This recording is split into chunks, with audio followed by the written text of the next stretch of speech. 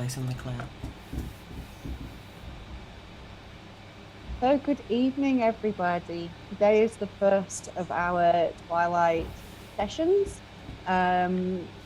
Today's session, or this evening's session, is managing pain in the terminal phase. Before we start today's content, I would like to acknowledge the traditional owners of the land in which we are all meeting collectively, and pay my respects to elders past and present, and the Aboriginal elders of other communities that may be here today. All right. I have control of the slides today. We just want to start by setting the tone of why we're here and what it is that we're trying to achieve. Quality end-of-life care is a holistic, client-centered, and values quality of life and comfort. And that is the angle in which we're going to be approaching this today. Anything to say, Rose? Just to establish that we're going to be looking at managing pain in the terminal phase. That's the topic of our conversation tonight. Absolutely. Yeah. So, we have a few YouTube sessions on managing pain, but this slide hopefully demonstrates that pain is multifactorial. There are many different ways in which pain can be affected. Somebody could have multiple comorbidities. There might be multiple sources of pain. The pain may be acute or chronic or both. Somebody might not be able to articulate the level of the pain or where it is or what makes it worse or better. There may be some contributing psychological factors, and our own healthcare worker assumptions and misconceptions can sometimes affect the ability to do a good pain assessment. Yes, and I think to really remember that pain is sensory and highly subjective. And I think with research, they're finding this more and more, that pain is definitely a very personal, subjective experience, and to try and objectify it can be a little treacherous. And we want our clients to feel like we believe that the pain they're reporting exists. Sometimes I think that people can feel like that their claims of pain are being diminished or not believed, and that can affect someone's ability to feel like their pain response is good as well. Yeah, it's not up to us to decide whether what they're telling us is the actual truth. What they're saying is what it is. It's their truth. Yeah. It's their truth. So a thorough assessment and regular review of pain is the best strategy in developing a plan of care. You probably would be familiar with the PQRST model, which we will just look at shortly. This slide demonstrates a couple of different scales in which one can measure the intensity of pain. The 0 to 10, 0 being no pain and 10 being the worst pain ever. However, like the quote says, describing pains only in terms of its intensity is like describing music only in terms of loudness. There are such multifactorial components that we need to look at when assessing pain.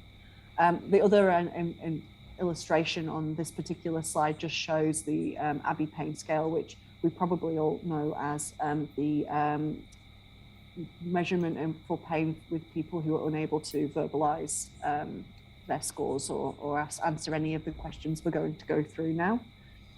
Yes, and in terms of that multifactorial nature of pain, it's a bit tempting sometimes to, once we've established, maybe just we've zeroed in on one particular pain that's bothering the person the most, and then we just pick up and run with that, and we often forget to keep doing those assessments, keep asking, like I think out of 10 is quite problematic. I think particularly the older people get, the harder it is to give pain a number.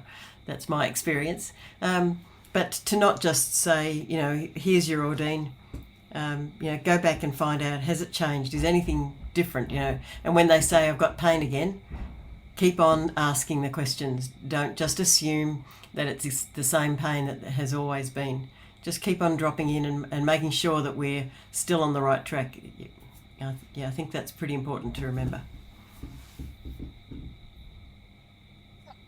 PQRSTQ, something we probably come across maybe in nursing books.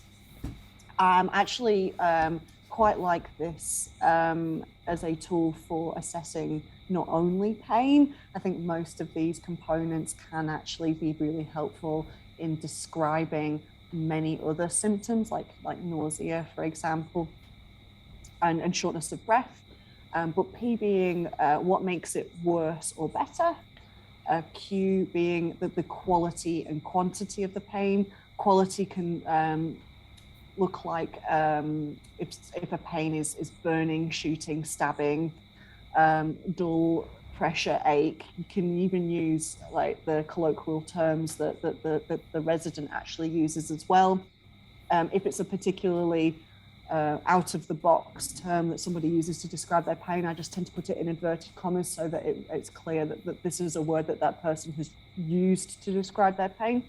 So if they describe it to another nurse, that nurse knows that this is a descriptor of a pain that they have been having for some time. This is not a new thing. Region and radiation. So where is it, and does it go other places? Sometimes people find that their pain will radiate to different locations, sometimes quite far from the origin of pain. And sometimes pain is very ill-defined in its location, especially those abdominal area pains can be very ill-defined as to the specific location of the pain. Severity, as we discussed, tends to be like the 0 to 10. If people are quite visual, then the smiley faces can sometimes help as well. The importance of taking the score, even though it can sometimes be very objective, is that you can use that score to assess the effectiveness of the treatments as well. Timing and treatment. So is the pain worse in the morning, in the evening, before an activity, after eating? Is the pain related to other symptoms? Perhaps that person is constipated or nauseated. Maybe some psychological or emotionally distressing thing happens around about the same time that the pain comes on or gets worse. And with regards to treatment, what have you tried so far and did it work?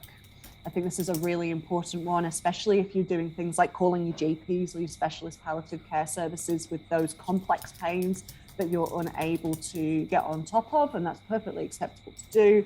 But what they're gonna wanna know is, what have you tried and did it work? Yes. I think what you were saying, Sam, about writing down what the person has said in inverted commas, and just the tricky nature of even describing pain.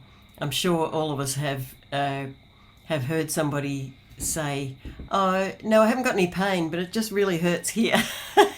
And it's just so confounding when you come across that, and you realise you've been talking at cross purposes because you're using the wrong terminology. And so try and zone in as soon as you can on, like speak their language, find what language they're using, and then stick with that rather than use a different term that doesn't really doesn't do it for them. Yeah, absolutely. And then you understanding. So there actually is a lot of benefit to asking the person what they think's going on. Sometimes they'll come up with theories that you hadn't thought of yourself, or use that opportunity to divulge information that they have not informed you in the previous questions you've asked. So that's a good question. What do you think's happening, and what do you think would be the best thing to do about it? And it also helps the resident to feel like they're involved in their own care plan as well. Yeah, being listened to. And I think that goes along with trying to find out if they've ever had this pain before, because that will go along with what sense they're making of it. If it's a new pain, then everything will be heightened, and they may be really scared because they're not sure what's going on. But if it's something that they're familiar with, or they've experienced this type of pain but in a different spot, even that is less alarming for them. So, absolutely.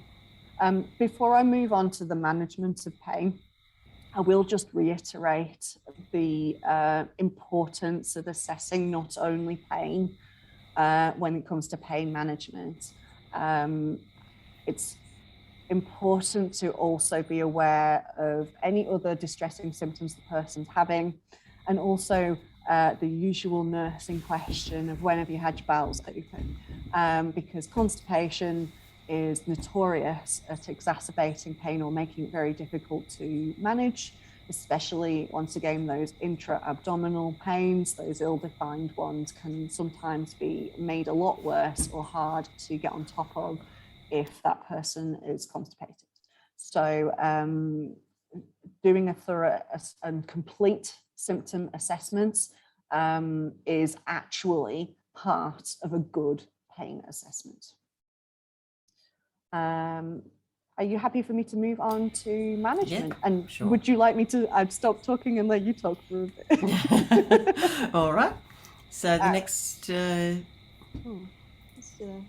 there we go. It did not behave. Yeah. Okay. So here we have the World Health Organization pain ladder. I would hope that you're all familiar with this, but it's always worth getting back to basics and remembering the good hallmarks of pain relief, especially in aged care.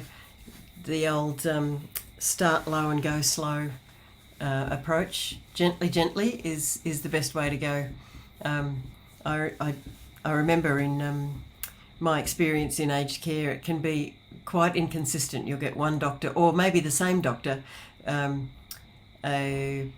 prescribing, going in hard with some heavy opiates, like 5 or 10 milligrams of Tarjan straight off the bat for one person. And then the next person comes along, the next resident, and you're pleading with the doctor to do something for their pain. You've done all the pain, you've taken a pain chart and noted that they're consistently complaining of pain. You've done all the right things, and then the doctor will say, "Oh, we'll just stick with the Panadol this time." So it can be frustrating, but the doctors generally are doing the best that they can. They're not specialists. And that's why I think it's very important for us as aged care nurses to arm ourselves with really good evidence-based, good evidence and follow evidence-based practice, so that the GP can feel more confident in your abilities and know that you are already, you're sort of participating in this process with them, and that you've done your research. So obviously we start with non-opioid plus Adjuvant. Now we've got a list of all of our different medications later on, haven't we, that can be useful. So we'll get back to... Yeah, we will get back to what those drugs are, but basically it's Panadol, maybe anti-inflammatories if there's no contraindications, but often with elderly there are plenty of contraindications to anti-inflammatories. They can be quite problematic to use in aged care. Could have codeine, maybe Panadine. What else would we put in that step one?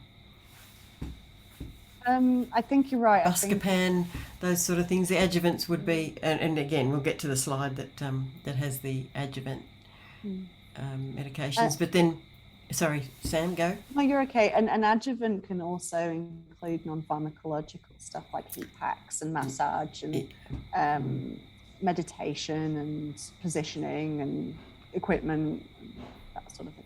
Yeah, yeah. So then if that's not doing the trick for them, then we go up to step 2, which means we might choose a mild opiate, which is codeine and tramadol.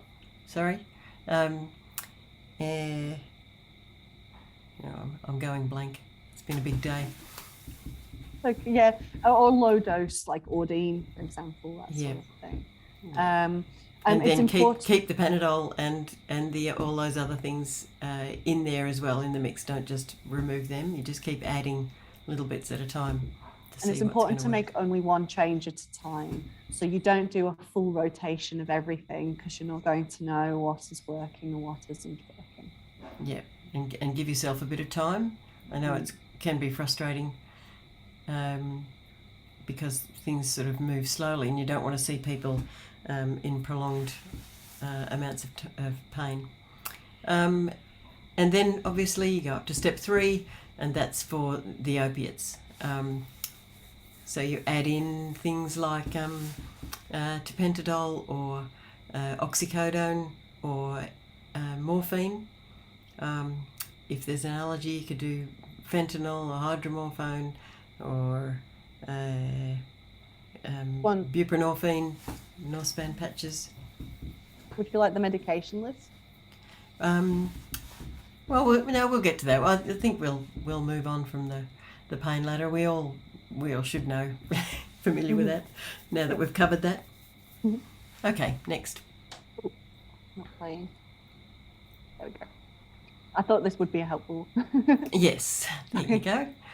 So this is just an indication that this illustrates the most commonly used analgesics that you might come across when you're caring regularly for your residents. We really recommend becoming familiar with the actions and the contraindications of these medications, so that you can advocate for rotation for your residents if necessary.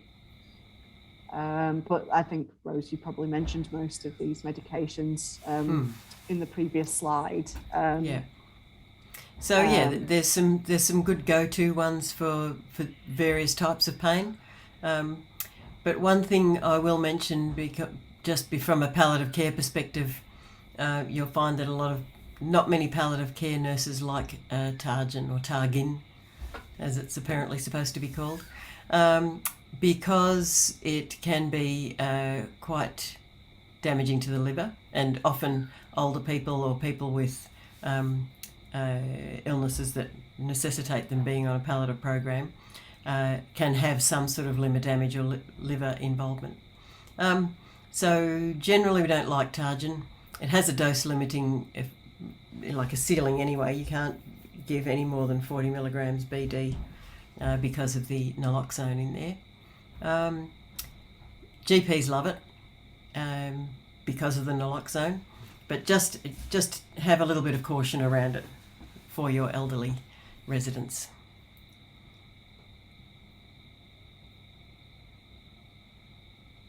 Absolutely right. Yes. So there are some medications which are contraindicated for liver and renal failure, and it's worth familiarising yourself with those. Targin definitely being one of those.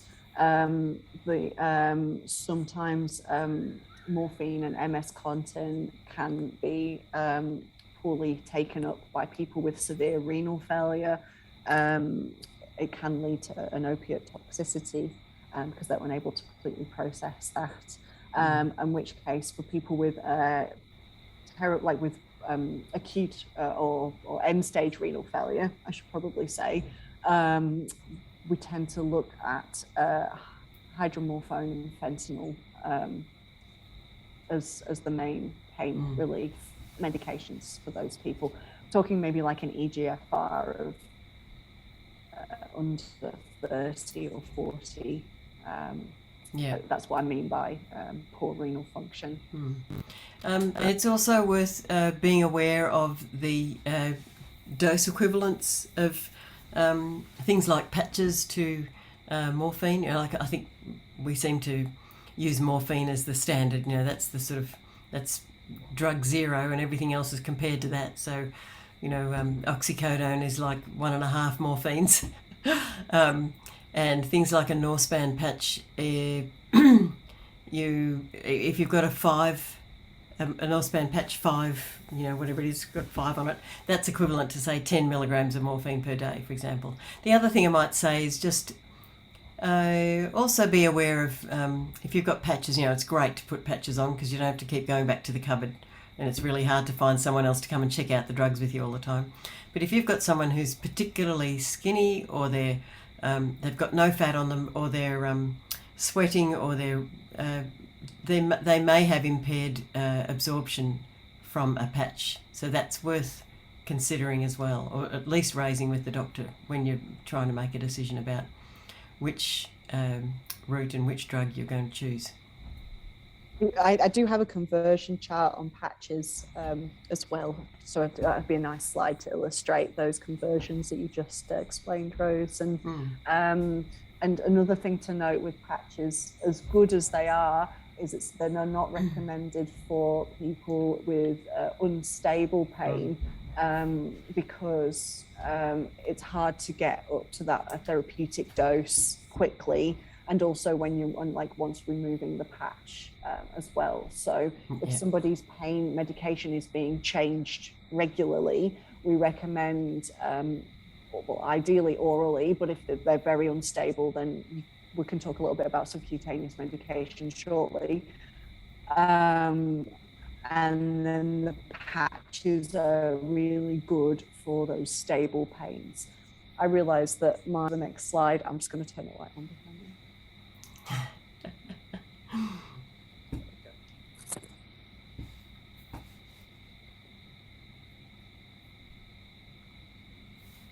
So we're up to the next slide, which is drug scheduling. I'm sure at some time in your training you would have come across this concept and understand the fact that, or the notion of long-acting is much better than giving short-acting drugs on a regular basis, because we manage to get a therapeutic level in the bloodstream so that you're not having all those dips all the time. I think that surely is not a foreign concept to you. But if it is, this is why we do long-acting pain relief to obtain a steady state of therapeutic levels in the blood.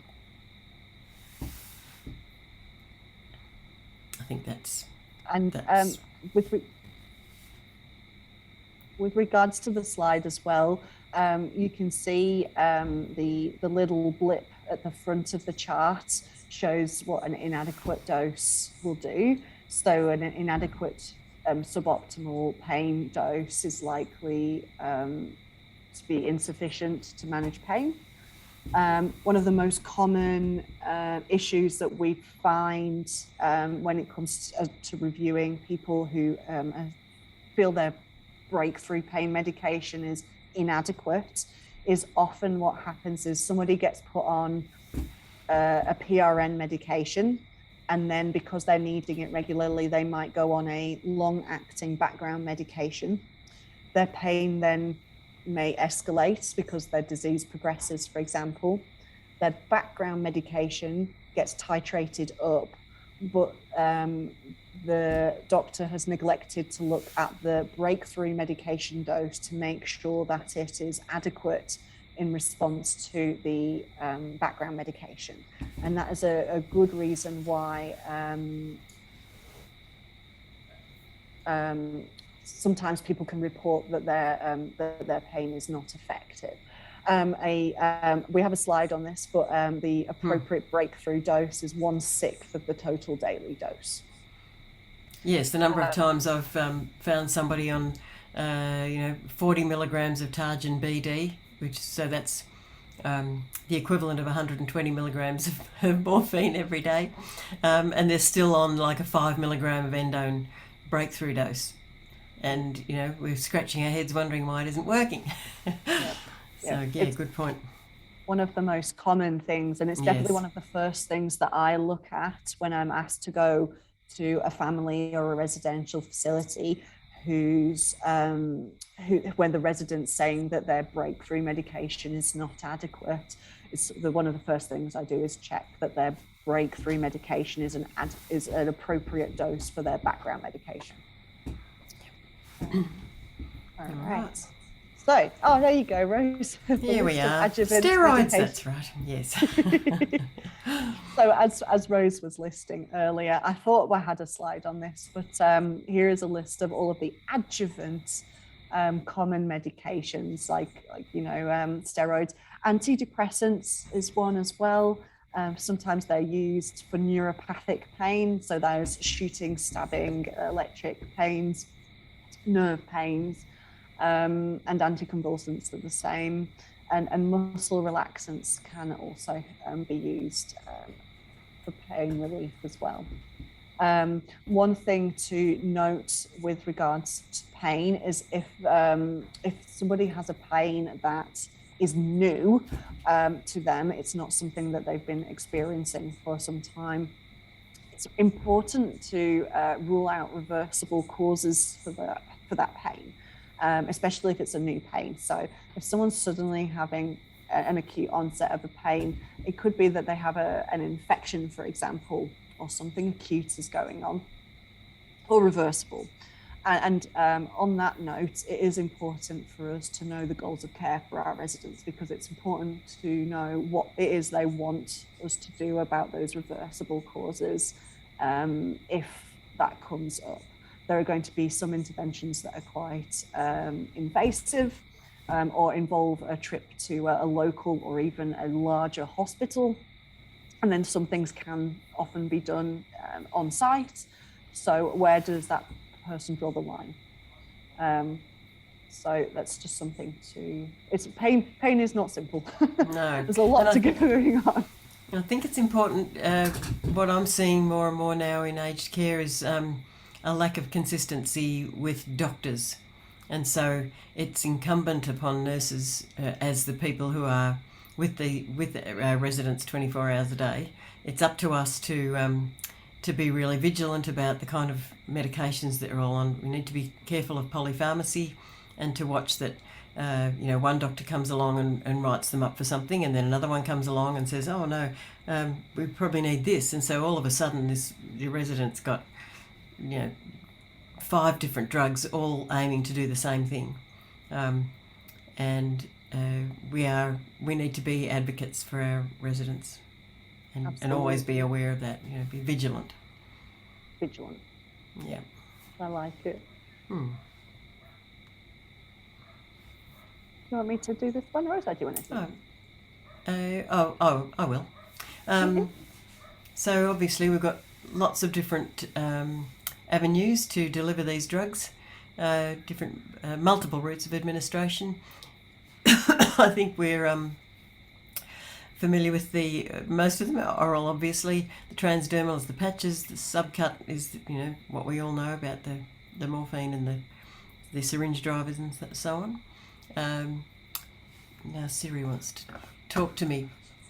Don't talk to Siri. Oh, look, she's just cut in. Go away. Oh, she's opened up maps for me. Thanks very much, but no thanks. I recommend that you start with the least invasive routes before considering other means of medication, as often that's the least distressing for the resident. For example, or if that person is swallowing oral medication and the oral medication is effective, there's no need to be giving them subcutaneous medications.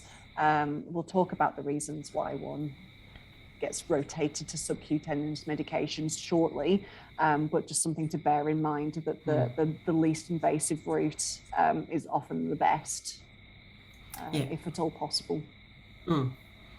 It's good to have a few things up our sleeves if things like the oral or the transdermal route is no good, we find other ways to deliver the medications. It's good to have those in our toolkit.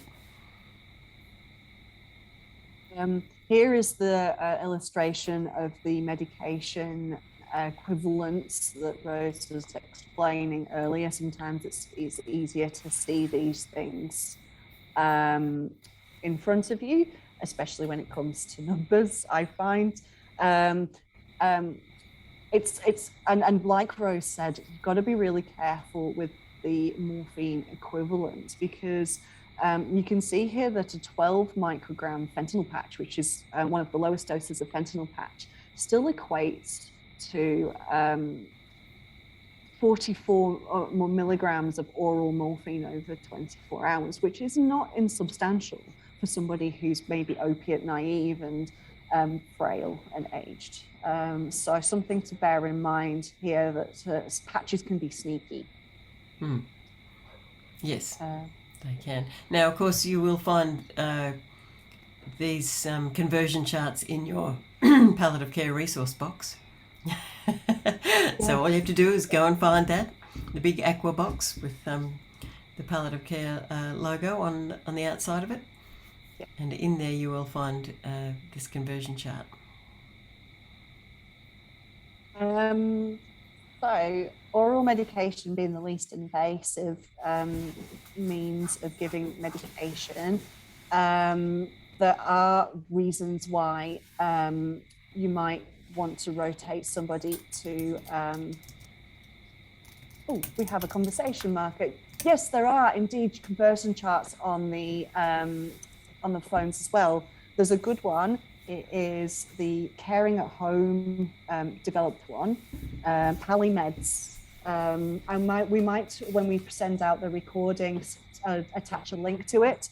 So Caring at Home, made with MPS Medicine Wise. Oh, you're just going to see a glowing screen. Do an opiate calculator, which is really good. And I find it's good to check my calculations on that. I'll do some calculations manually, and then I'll check it with the Pallimeds app.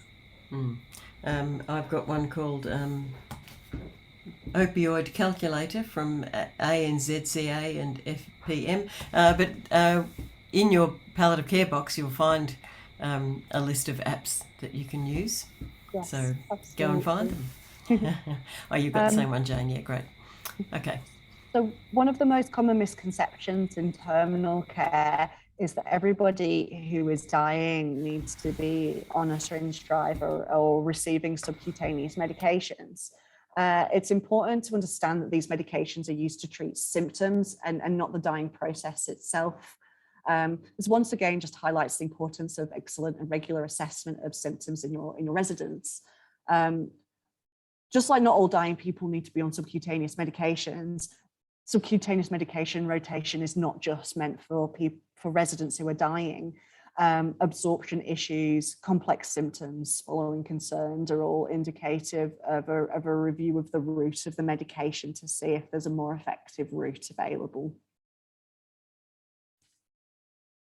Yes, I think that really needs to be stressed. It's become a little bit of a I don't know, a hallmark or a gold standard that everybody must die hooked up to a syringe driver, or you're just not doing it right.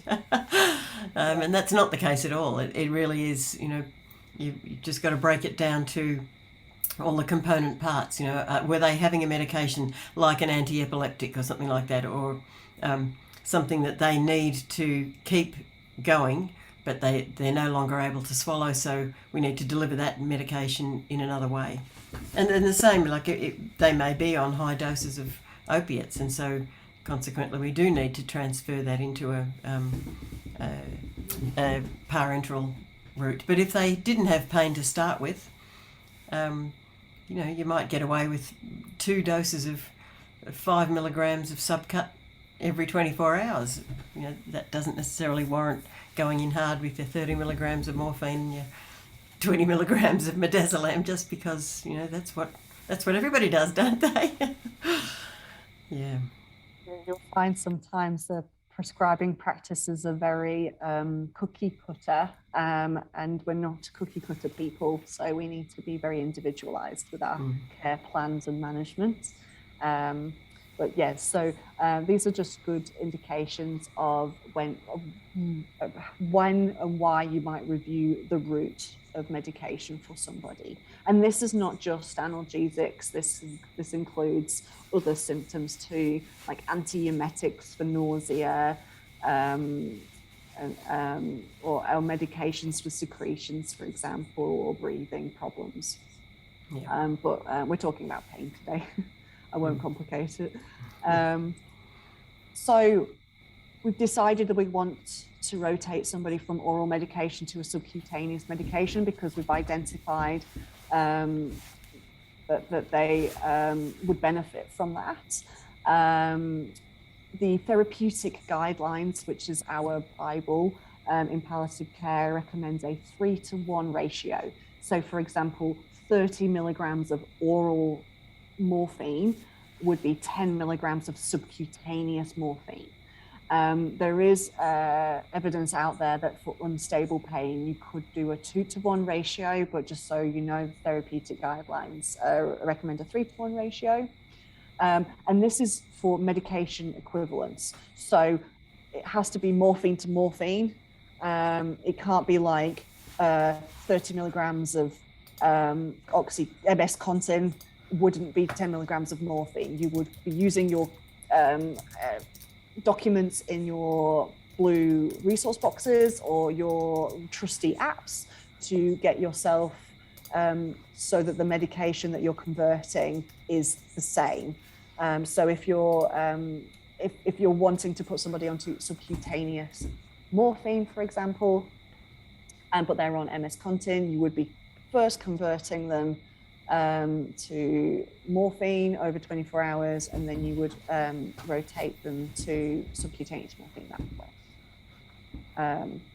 Alrighty, so I'll just move us on. Like we said, calculating the breakthrough dose is 1/6 of the total daily dose, and you'll find an inadequate breakthrough dose will be ineffective. Yes. Opiate toxicity. So we're all terrified of it. It's what sometimes doctors fear. It's not common, but when you know what to look for with it, it's easy to spot. The sort of symptoms that you will see with opiate toxicity are involuntary muscle jerks, visual hallucinations. Someone might have a decreased respiratory rate, drowsiness, and pinpoint pupils. Common causes of opioid toxicity are too much opioids, or poor clearance from something like renal failure. As we described before, people with a poor EGFR don't do a very good job of processing some medications like morphine. Or there's anecdotal evidence that sometimes people with severe infections can affect the person's ability to process opiates as well. I'll just pop in there with the liver, the Tarjan problem, and the main reason behind that is that if the liver's not clearing the medications like it normally does, then the naloxone is building up each time you give them the drug. The naloxone's building up to the point where it's actually blocking the effect of the opiate, and so you just one drug's cancelling out the other, instead of doing what it's supposed to be doing, which is just cancelling out the effects on the gut. So then you keep on upping the dose, wondering why, and you're thinking, gosh, their pain is getting worse, but really you've just you've reduced that medication down to sort of useless levels. Yeah. And then what do we do about opioid toxicity? Either you're going to need to reduce the opioid that person is on, or you're going to rotate depending on what you've identified as the cause. If that person is contraindicative of the medication that you're using, then a rotation is obviously the most prevalent thing you're going to be able to do to help that person. Just a note as well on what Rose said. Sometimes as well, opioid toxicity is indicative of the prescribing of polypharmacy or multiple opioids, which is something to watch out for. Keeping opioids in the same family is the most ideal because it means you're able to review clearly how effective it is. And it's also a lot more helpful if your background and your breakthrough are the same, if at all possible, because it will help you to calculate that, to make sure that your background is the right dose and that your breakthrough is appropriately the right dose, as opposed to having to convert things. It just makes things a little easier. All righty. So what can we do if a pain isn't being managed with our current plan? Well, this is a flag that that person is overdue for a reassessment of their pain. Have we correctly identified the source of the pain, the quality and timing of the pain? Has the pain changed since their last assessment? Are there any new provoking factors? Pain is a holistic symptom, and as well as a thorough assessment of the pain itself, we often recommend, as I have done, that you assess other factors, other physical factors, but also psychological, social and spiritual factors. Is the resident constipated, breathless, anxious? Is there an infection? Have you identified any existential pain? We do actually have a YouTube video on spiritual and existential pain if you want to know more about that.